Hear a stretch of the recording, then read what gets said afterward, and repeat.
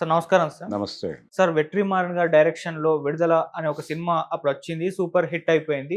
విజయ్ సేతుపతి గారు యాక్ట్ చేశారు. సో, ఆయన ఇప్పుడు మళ్ళీ 'విడుదల 2'తో మన ముందుకొచ్చేసారు. మామూలుగా 'వెట్రిమారన్' గారి సినిమాలంటే ఒక ఎక్స్‌పెక్టేషన్స్ ఉంటాయి. అంటే మూలాల్లోకి వెళ్లి మరి ఆయన స్టోరీస్ రాయడం, ఆ తరహా సినిమాలు తీయడం, రస్టిక్‌గా ఉండడం చూస్తూ ఉంటాం. మరి 'విడుదల' తర్వాతొచ్చిన ఈ 'విడుదల 2' సీక్వెల్స్ ఎలా అనిపించింది మీకు? మీ అభిప్రాయం ఏంటి సార్ ఈ సినిమా పైన? అంటే నక్సలైట్ ఉద్యమం మీద ఒక రివ్యూ హ్మ్. పిటిషన్ దాఖలు చేశాడు ఆయన ప్రజా కోర్టులో. ఓకే. 'విడుదల 2' అనే సినిమాతో తమిళనాడులో నాకు తెలిసి ధర్మపురి జిల్లాలో కొన్ని రైతాంగ పోరాటాలు జరిగినాయి. ఓకే. ఈ రైతాంగ పోరాటాల నేపథ్యము, ఆ బ్యాక్‌డ్రాప్‌లో సినిమా కథ నడుస్తుంది. అయితే చాలా రెఫరెన్సులు కనిపిస్తాయి సినిమాలో. చాలా క్యారెక్టర్స్, రియల్ క్యారెక్టర్స్ కనిపిస్తాయి సినిమాలో.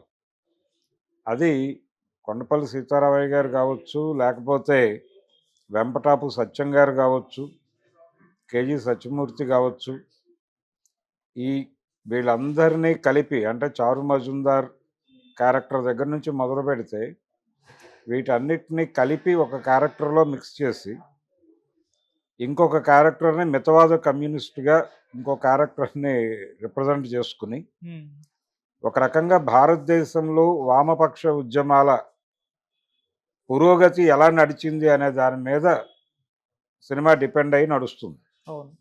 అంటే 90లకు ముందు జరిగినటువంటి రైతాంగ పోరాటాలు, వాటి నేపథ్యం, అలాగే పేదలు ఇళ్ల స్థలాల కోసం జరిపేటువంటి అర్బన్ ఏరియాల్లో జరిపేటువంటి భూ ఆక్రమణలు, ఇలా నడుస్తుంది సినిమా.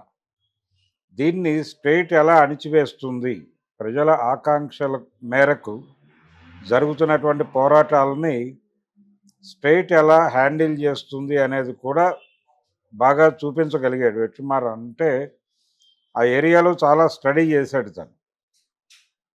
ఈ ప్రాసెస్లో ఎక్కడి దాకా వెళ్ళాడంటే, అంటే కమ్యూనిస్ట్ పార్టీలో వచ్చిన చీలికలు, మార్క్సిజానికి సాయుధ పోరాటం అనేది గుండెకాయ. దాన్ని వదిలిపెట్టేసి మితవాదం వైపు వెళ్ళిపోయినటువంటి ఆలోచనలని వదిలిపెట్టి అక్కడి నుంచి బయటకు వచ్చి సాయుధ పోరాట నినాదంతో చారు మజుందార్ మొదలుపెట్టినటువంటి ఒక ఇది అంటే ఒక రైతాంగ ఉద్యమం, నక్సల్బరీలో మొదలైనటువంటి ఒక రైతాంగ ఉద్యమం. ఆ వెలుగులో ప్రయాణం చేసేవాడిని నక్సలైట్ అంటారు. నక్సల్బరీ వెలుగులో ప్రయాణం చేసేవాడిని నక్సలైట్ అంటారు. ఆ క్యారెక్టర్ ఈ సినిమాలో ఆ మలుపు చూపించాడు. ఎందుకు స్ప్లిట్ అయింది అంటే సిపిఎం నుంచి ఎలా ఎంఎల్ పార్టీ డిఫరై బయటకు వచ్చింది అనేది చూపిస్తూ ప్రస్తుత సమాజాన్ని కూడా మాట్లాడతాడు. అంటే మార్కెట్ ఎకానమీలోకి వచ్చేసాం మనం. మార్కెట్ ఎకానమీలోకి వచ్చిన తర్వాత ప్రతిదీ సరుకుగా మారిపోతోంది.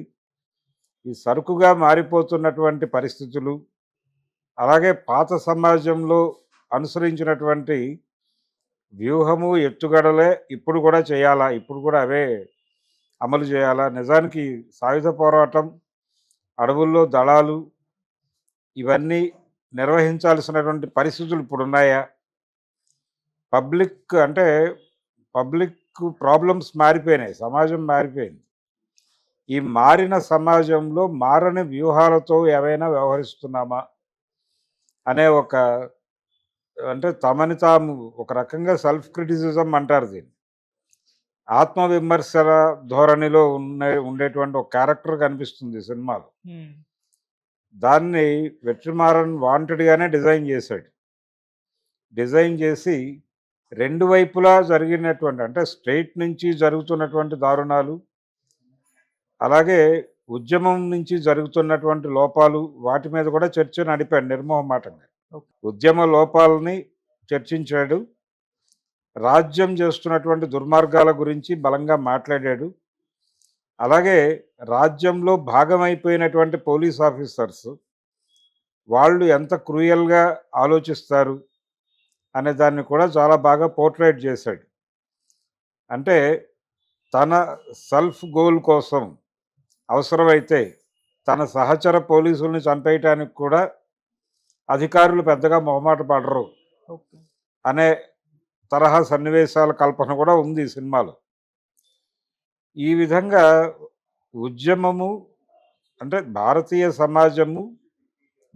సమాజంలో భిన్న సమూహాల మధ్య జరుగుతున్నటువంటి యుద్ధం, ఆ యుద్ధం నేపథ్యము, అది యుద్ధం జరగాల్సిన అవసరం ఏమిటి అనేది వీటన్నిటిని బాగా హ్యాండిల్ చేయగలిగాడు. అయితే కొత్త కోణాన్ని చెప్పాడు. అంటే కార్ల్ మార్క్స్‌ని భారతదేశానికి అన్వయించటంలో కమ్యూనిస్టులు వైఫల్యం చెందారు అనేటువంటి ఒక అభిప్రాయం చాలా మందిలో ఉంది. ఇక్కడ అంబేద్కర్‌ని కొంత పట్టుకొచ్చి మాట్లాడే ప్రయత్నం చేశాడు ఈయన. చేసి వర్గమే కులముగా ఆపరేట్ అవుతోంది భారతదేశంలో. వర్గము అనేది విడిగా లేదు. కులమే వర్గం. అంతకు మించి బ్రహ్మ పదార్థం కాదది. పేదలు అన్ని సెక్షన్స్‌లోనూ ఉండొచ్చుగాక. అంత మాత్రం చేత ఇక్కడ కులం వేరు, వర్గం వేరు అని అనుకుంటే పొరపాటు చేసిన వాళ్ళం అవుతాం. కులమే వర్గము అనే స్పృహతో గనక ఉద్యమం ముందుకెళ్తే అదొక ప్రాపర్ డైరెక్షన్‌లో వెళ్ళేటువంటి అవకాశం ఉంటుంది అనేది కూడా కొంతవరకు ఈ సినిమా ద్వారా చెప్పే ప్రయత్నం చేశాడు వెట్రిమారన్. దానికి ప్రధానంగా అతను తమిళ రాజకీయాలు, తమిళ సినిమా ప్రభావం ఇవన్నీ ఉన్నాయి అక్కడ. ద్రవిడ ఉద్యమాల ప్రభావం, దళిత ఉద్యమాల ప్రభావం ఉండటం వలన వీళ్ళు క్యాస్ట్ క్వశ్చన్ని చాలా కాలంగా మాట్లాడుతున్నారు వాళ్ళ సినిమాల్లో. అదొక యాంగిల్ తీసుకున్నాడు ఆయన.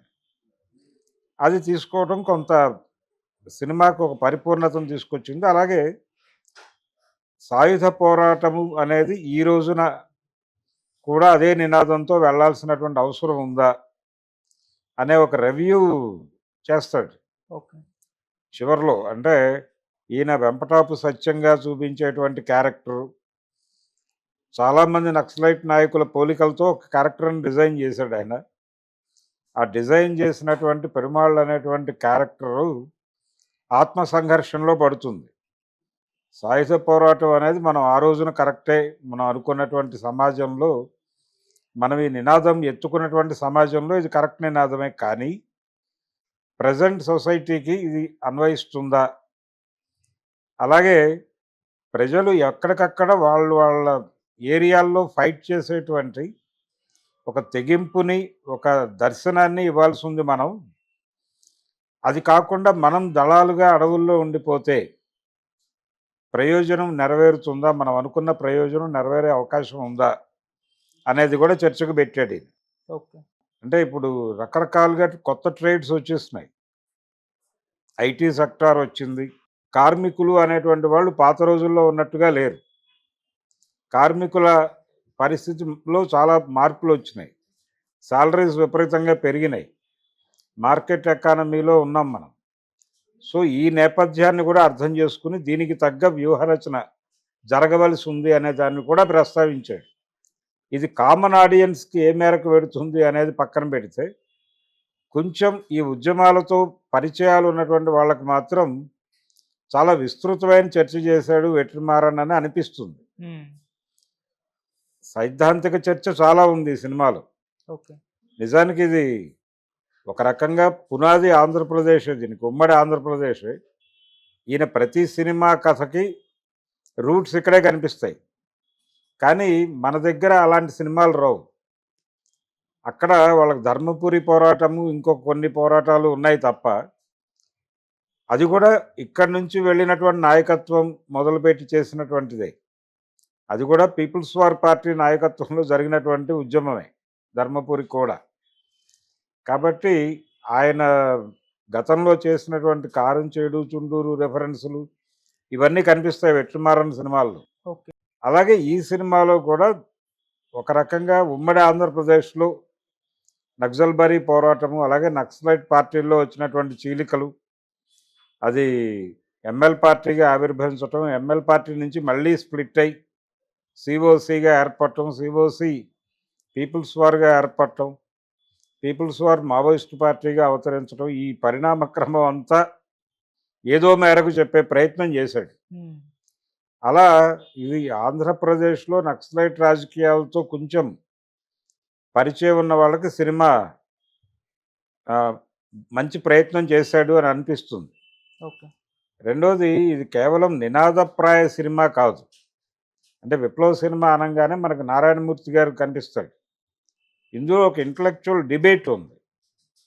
సాయుధ పోరాటము అనేది ప్రస్తుత సమాజంలో ఎలా రిలవెంటు, దానిలో ఏదైనా మార్పులకి అవకాశం ఉందా, మార్పులు చేస్తే ఎలా చేయాలి, ప్రజలలో పోరాటశీలతని నిలబెట్టడానికి, అంటే ప్రతి సెక్టార్లోనూ పోరాటశీలతను నిలబెట్టడానికి మనం ఏం చేయాలి, దాని మీద ఫోకస్ చేయాల్సిన అవసరం ఉంది ఈ ఆర్మ్డ్ స్ట్రగుల్ కంటే కూడా అని కంక్లూడ్ చేస్తాడు సినిమాని. ఓకే. అలా ఒక భారత వామపక్ష ఉద్యమ చరిత్ర మీద తనకు ఏమనిపించిందో అది తీసే ప్రయత్నం చేశాడు వెట్రిమారన్. దీన్నే ఒక కథగా డిజైన్ చేసుకున్నాడు. రకరకాల క్యారెక్టర్స్ వచ్చిపోతూ ఉంటాయి. అలాగే భూస్వాముల్లో వచ్చినటువంటి మార్పులు, పారిశ్రామికవేత్తల్లో వచ్చినటువంటి మార్పులు, వీళ్ళందరూ కూడా దళారులుగా మారిపోయినటువంటి